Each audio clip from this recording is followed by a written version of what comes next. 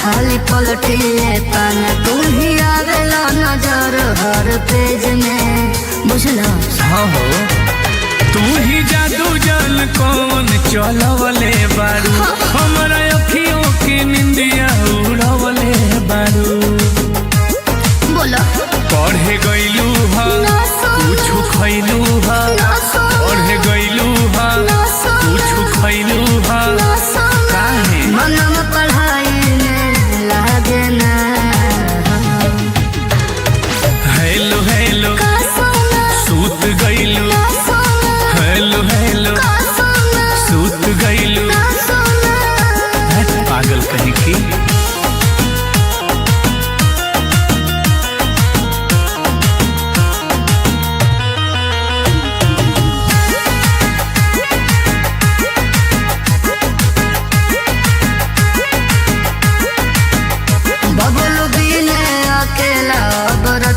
कटे न खाब नारी धरल एही एजने। अरे सुना ना हो बोलो फुलवा से कहत निकल आई का तारा लगे अभी जन चल आई का।